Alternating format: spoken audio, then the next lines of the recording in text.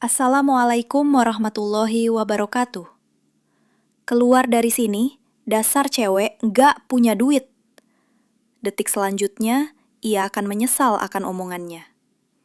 Zahra yang dikira lemah, justru bikin satu kantor trauma. Siapakah sebenarnya dia? Sore itu langit tampak redup, awan kelabu menggantung rendah, seolah menekan suasana kota yang mulai lengang. Cahaya matahari yang tersisa memantul samar di permukaan aspal ketika Zahra melangkah masuk ke halaman kantor polisi sektor kota dengan langkah mantap. Seragam loreng yang dikenakannya tampak rapi tanpa celah, garis-garisnya tegas mengikuti postur tubuhnya yang tegap dan terlatih. Sepatu boots hitamnya mengilap, menghentak svepelan setiap kali menyentuh lantai paving yang dingin. Rambutnya terikat rapi, wajahnya tenang, namun menyimpan ketegasan khas seorang prajurit. Ia datang bukan untuk mencari masalah, bukan pula untuk menunjukkan kekuasaan, tujuannya sederhana dan jelas. Mengambil motor ayahnya yang ditilang pagi tadi dalam razia lalu lintas. Namun bahkan sebelum ia mencapai pintu utama, suasana terasa berbeda. Tatapan-tatapan dari beberapa anggota yang berjaga mengarah kepadanya. Sebagian penuh rasa ingin tahu, sebagian lagi menilai dengan sorot yang sulit diartikan. Gerbang besi yang baru saja dilewatinya terasa seperti batas tak kasat mata antara niat baik dan kemungkinan konflik. Zahra menyadari atmosfer itu, tetapi ia tidak memperlambat langkahnya. Dadanya naik turun perlahan, napasnya teratur.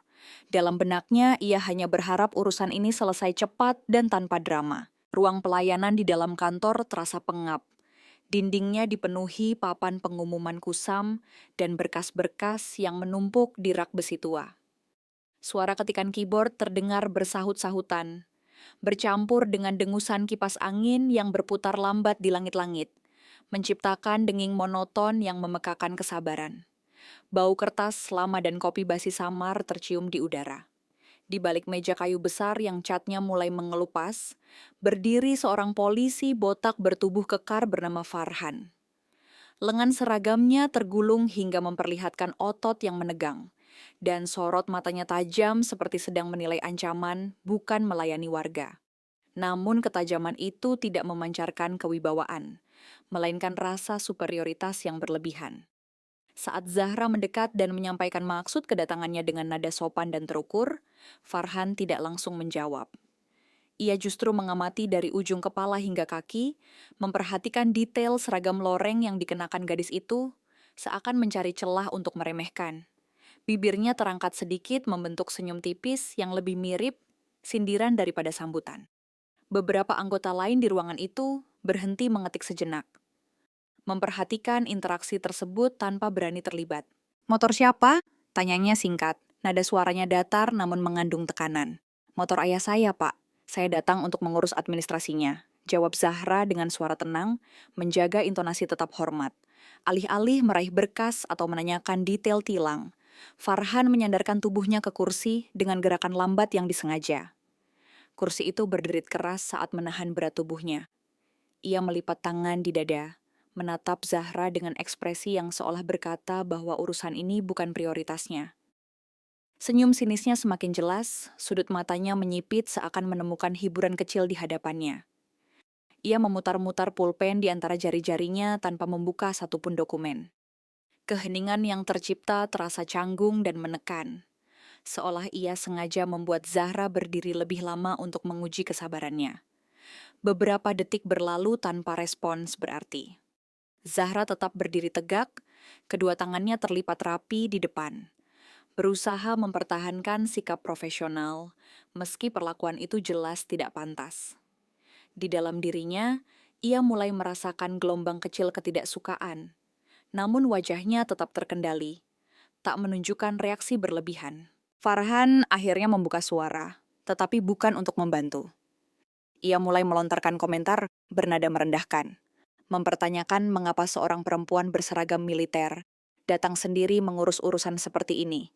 Nada suaranya berubah menjadi sarkastik, seolah setiap kata yang keluar dirancang untuk menusuk harga diri. Ia menyindir bahwa mungkin seragam loreng itu hanya dipakai untuk menakut-nakuti orang biasa, bukan untuk menghadapi aparat kepolisian. Tawa kecilnya terdengar hambar, namun cukup keras untuk menarik perhatian ruangan. Beberapa polisi lain saling pandang, sebagian menunduk pura-pura sibuk dengan berkas di tangan. Tidak ada yang berani menyela atau mengingatkan bahwa pelayanan publik seharusnya dilakukan dengan profesional.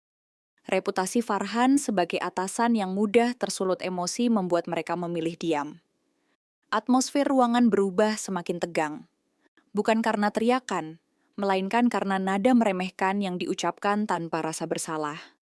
Zahra bisa merasakan tekanan itu, seperti udara yang semakin menipis. Namun ia berdiri kokoh, menahan diri agar tidak terpancing oleh provokasi yang jelas disengaja. Zahra menarik napas panjang, perlahan dan terkontrol, seperti saat ia dilatih menghadapi situasi penuh tekanan di medan tugas. Ia tahu bahwa setiap reaksi emosional bisa memperkeruh keadaan. Dengan suara mantap dan jelas, ia memperkenalkan dirinya sebagai prajurit aktif TNI yang sedang menjalani cuti, menunjukkan kartu identitas tanpa gerakan berlebihan. Ia tidak bermaksud menyombongkan pangkat atau mencari perlakuan khusus. Yang ia inginkan hanyalah proses administrasi berjalan sesuai prosedur. Identitas itu ia sampaikan sebagai bentuk transparansi dan harapan agar interaksi berlangsung profesional. Namun reaksi yang muncul justru di luar dugaan. Alih-alih menunjukkan sikap hormat atau minimal netral, ekspresi Farhan berubah menjadi tawa mengejek yang lebih keras dari sebelumnya. Suasana yang semula hanya tegang kini mulai mengarah pada potensi benturan terbuka. Di titik itulah Zahra menyadari bahwa persoalan ini bukan lagi sekadar mengambil motor yang ditilang, melainkan tentang harga diri, batas kesopanan, dan bagaimana seseorang memilih untuk memperlakukan orang lain di balik seragam yang mereka kenakan. Farhan tertawa keras, suaranya menggema memantul di dinding ruangan yang sempit dan kusam itu, menciptakan gema yang terasa lebih mengintimidasi daripada lucu. Tawa itu panjang, dibuat-buat, seolah ia ingin memastikan semua orang mendengar dan menyadari bahwa ia sedang meremehkan seseorang di hadapannya. Ia bangkit dari kursinya dengan gerakan tiba-tiba. Kaki kursi berderit kasar saat bergeser ke belakang. Langkahnya berat, sepatu dinasnya menghantam lantai dengan ritme lambat namun penuh tekanan psikologis. Ia mendekat hingga jarak. Mereka hanya terpaut beberapa jengkal. Napasnya terasa hangat dan kasar. "TNI, kau pikir aku takut?" Katanya sambil menepuk meja keras-keras hingga beberapa berkas di atasnya bergetar dan jatuh berserakan. Nada suaranya meninggi, bukan sekadar mengejek, tetapi jelas penantang. Sorot matanya menyipit tajam, berkilat oleh ego yang terusik.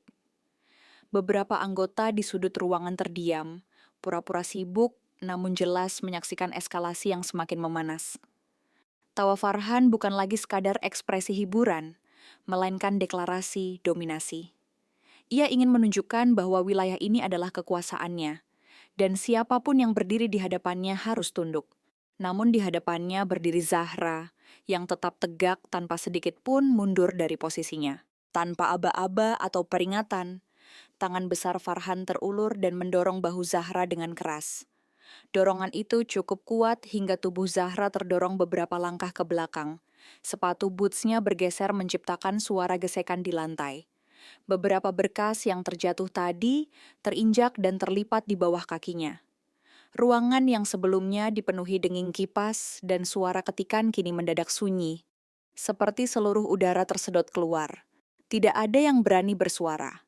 Zahra menghentikan langkahnya dengan keseimbangan terlatih. Tubuhnya tetap tegap meski baru saja didorong. Ia perlahan mengangkat wajahnya dan menatap lurus ke mata Farhan. Rahangnya mengeras, garis wajahnya berubah lebih tegas dari sebelumnya.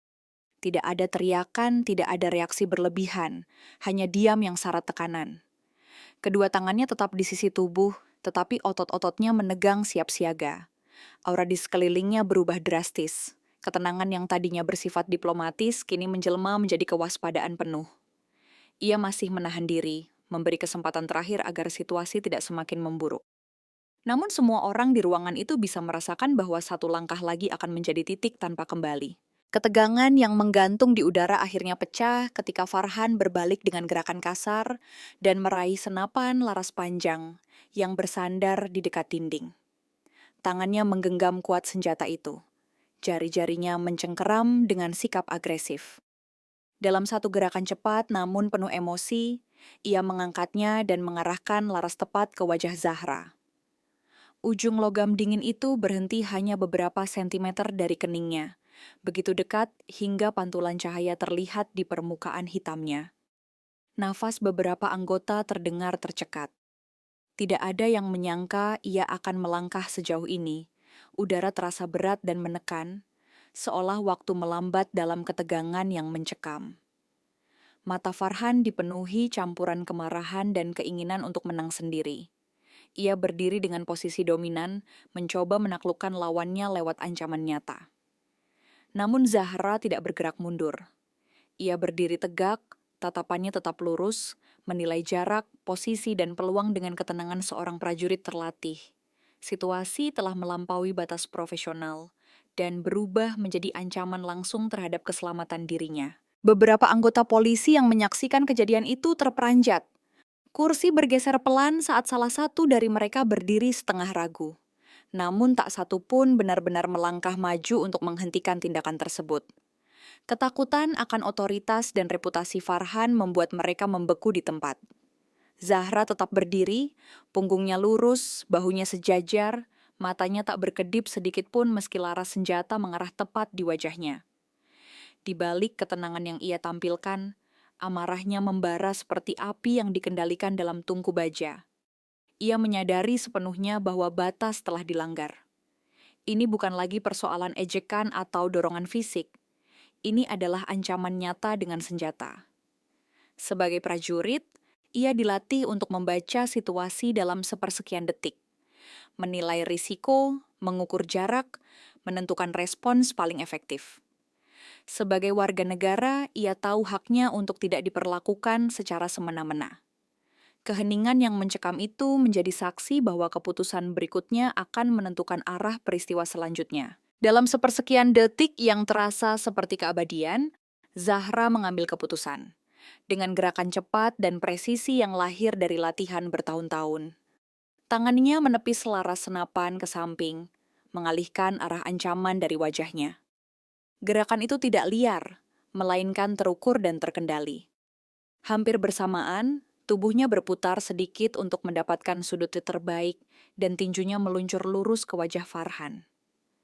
Pukulan itu kuat namun tetap terkendali, diarahkan tepat ke titik yang membuat lawan kehilangan keseimbangan tanpa menyebabkan dampak fatal.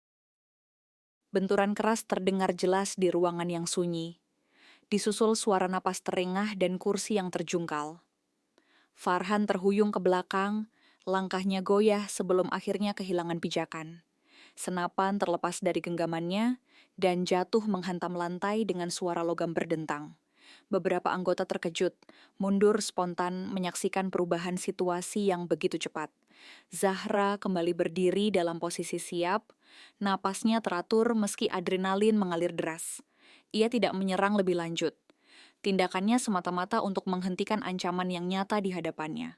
Farhan terlempar ke belakang setelah kehilangan keseimbangan, tubuhnya menghantam sudut meja kayu dengan bunyi keras yang memecah keheningan. Benturan itu membuat beberapa map dan berkas berhamburan ke lantai. Ia terjatuh setengah terduduk, setengah tersandar, wajahnya meringis menahan sakit. Dari sudut alisnya yang robek, darah mulai mengalir perlahan, menetes melewati pelipis hingga membasahi keras seragamnya. Senapan yang tadi digenggam dengan penuh ancaman kini terlepas, meluncur di lantai, dan berhenti tak jauh dari kaki kursi yang terguling. Suasana ruangan berubah drastis.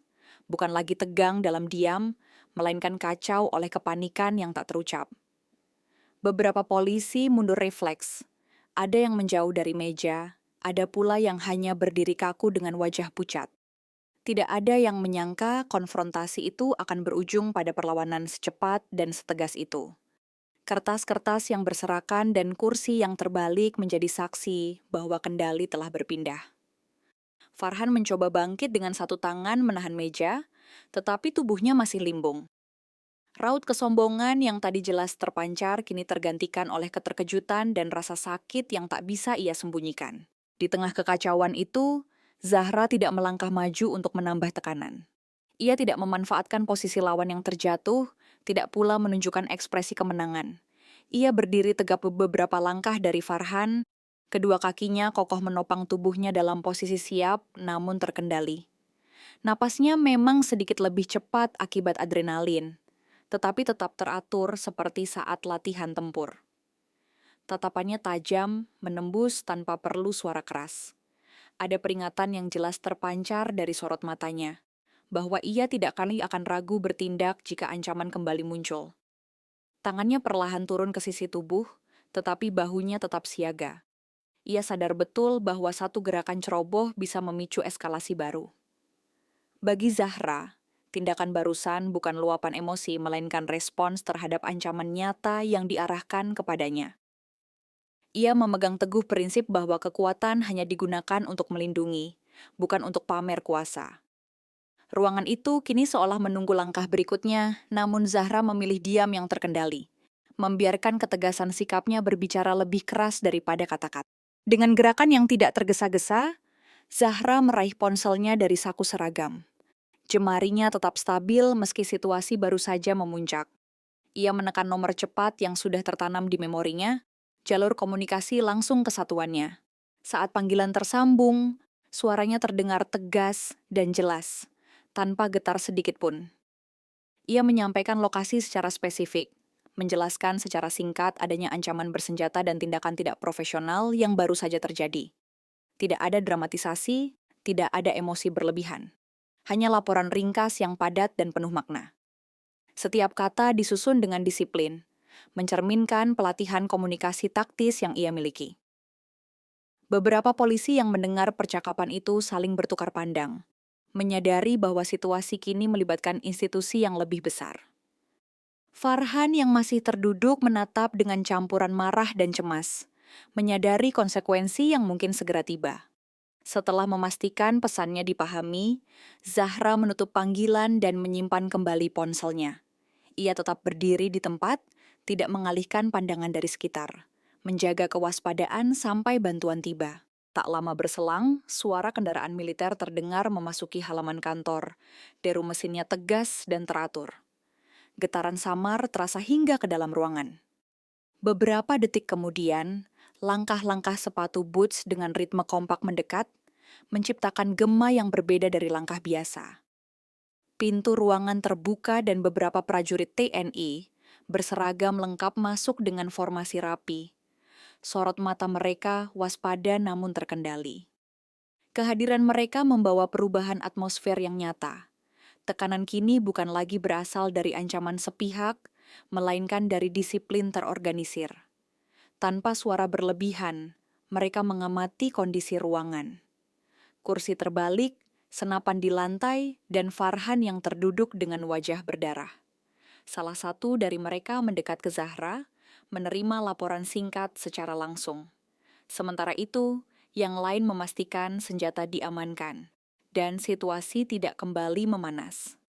Farhan yang sebelumnya penuh percaya diri, kini terlihat terdiam, menahan perih di wajah sekaligus menyadari posisinya tak lagi dominan. Zahra melangkah mundur satu langkah, memberi ruang kepada rekan-rekannya untuk mengambil alih sesuai prosedur yang berlaku.